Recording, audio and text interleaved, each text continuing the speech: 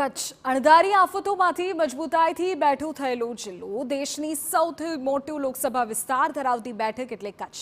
મતદારોના મિજાજમાં વાત કચ્છની. કચ્છના મતદારો પાસેથી જાણી કે તેમના વિસ્તારના પ્રાણ પ્રશ્નો કયા છે, કયા કામ સરકારે કર્યા છે, કયા બાકી છે. જુઓ મતદારોનો મિજાજ કચ્છથી. લોકસભા ચૂંટણીનું બ્યુગલ છે તે વાગી ચૂક્યું છે અને હવે ફોર્મ ભરવા સહિતની જે પ્રક્રિયાઓ છે તે શરૂ કરવામાં આવી છે.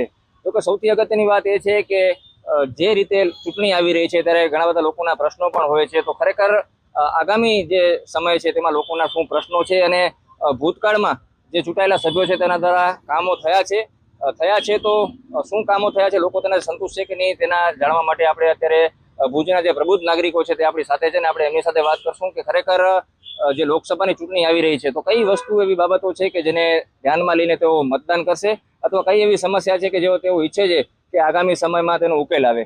ભુજમાં એક મેઇન વસ્તુ છે, અત્યારે પાણીનો બહુ પ્રશ્ન અઘરો છે અને એ ખરેખર એ લોકો કાઉન્સિલરોએ અત્યારે મહેનત પૂરી કરે છે અને રાતોરાત અમને ટેન્કર દોડીને અમને રાતના પહોંચાડે છે. હું 6 નંબરના વોર્ડમાંથી બોલું છું. અમારા 6 નંબરના વોર્ડવાળા બહુ કાઉન્સિલર જોરદાર હતા અને અમને રાતોરાત અમને પહોંચાડ્યો છે.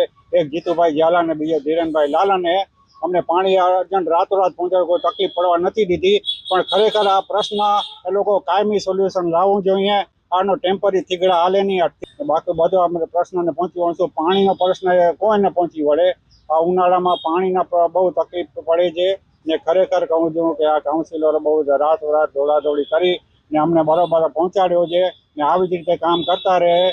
ને અમે જેને પબ્લિકે જેને તમારા નામથી તમને ચૂંટ્યા છે તો ખરેખર તમે એવો કાંઈક કરી બતાવો કે પબ્લિક તમને ફરીવાર બીજી વાર તમને ચૂંટે એવો તમે કરી બતાવો. મોદી સાહેબ આવ્યા પછી ગુજરાતની અંદર જ્યારે સીએમ બન્યા ત્યારે કચ્છમાં બ્રોડગેજ ન હતી, એરપોર્ટ ન હતું. આ બધું સરસ રીતે થયું.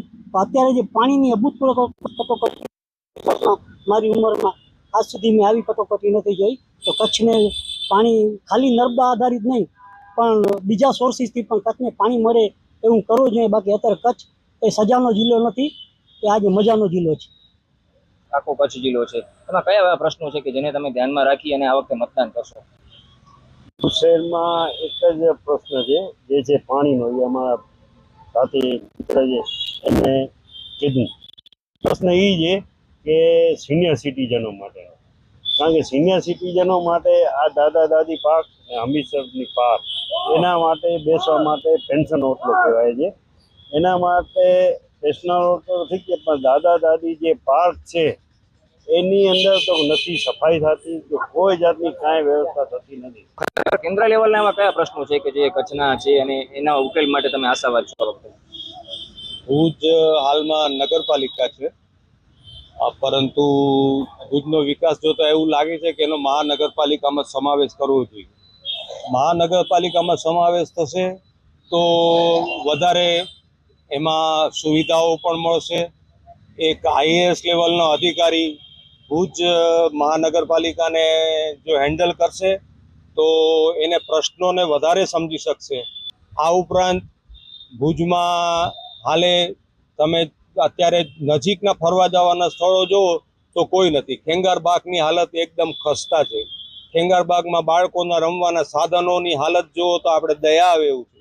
અત્યારે જે ઉમેદવાર વિનોદ ચાવડા સાહેબની સામે ઊભા છે એમને ભુજમાં તો કોઈ ઓળખતું જ નથી. કદાચ ગાંધીધામમાં બહુ ઓછો ઓળખતા હશે. એમને પણ આવા પ્રશ્નોમાં જાહેરમાં આવવું જોઈતું હતું અને લોકોની સમસ્યાને એડ્રેસ કરવી જોઈતી હતી. તો ચોક્કસપણે એમના તરફ પણ લોકોનો ઝુકાવ થાત. ખાસ કરીને ટ્રેન અને રેલવેની જો વાત કરવામાં આવે તો ખરેખર કચ્છને ક્યાંક ને ક્યાંક અન્યાય થતો હંમેશા ફરિયાદ ઉઠતી હોય છે. ખરેખર શું હોવું જોઈએ? અન્યાય છે કે નથી થયો એ તો વિપક્ષના મુદ્દા છે.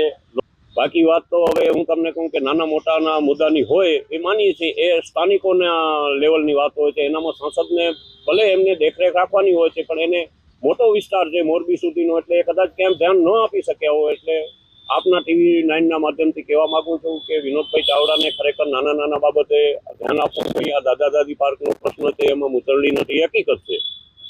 એની બાજુની અંદર પણ એક પુલ તમને ખ્યાલ હશે 1 વર્ષથી લગભગ થવા આવ્યું બંધ પડ્યું છે, રામકૃષ્ણ જેના નામથી ઓળખાય છે, અને રામના નામે મંદિર બની શકતું તો આ પુલ ખરેખર ન બને એ પણ ભુજની પ્રજા માટે શરમજનક બાબત કહેવાય. બાકી તો હવે પાણીનો જે પ્રશ્ન છે એ તો હરેક વર્ષમાં આવી રીતે રહે જ છે, એવું નથી કે આજકાલથી છે. અનેક વાર ભાજપ એવા દાવા કરી ચૂકી છે કે ભાઈ ભુજની અંદર પાણી ભૂતકાળ બનશે, પ્રશ્ન એનો પણ ખરેખર આનો નિકારણ નથી લાવી શક્યા કાયમી માટે, તે પણ એક હકીકત છે. હજી કચ્છમાં આટલો બધો વિકાસ થતો છતાં રેલવે નથી મળતી.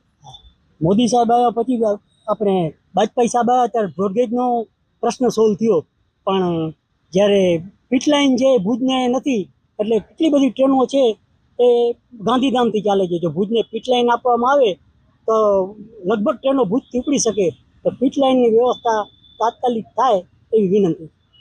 બાકી જે રીતે વાત કરવામાં આવે કે આ કચ્છ વિસ્તાર છે તે ભાજપનો ગઢ રહ્યો છે, અને આ વખતે પણ જે રીતે લોકો સુર વ્યક્ત કરી રહ્યા છે તે મુજબ આગામી સમયમાં પણ ભાજપ છે તે અત્યારની જે સ્થિતિ છે તેમાં આગળ હોય તેવું લોકોનું અનુમાન છે.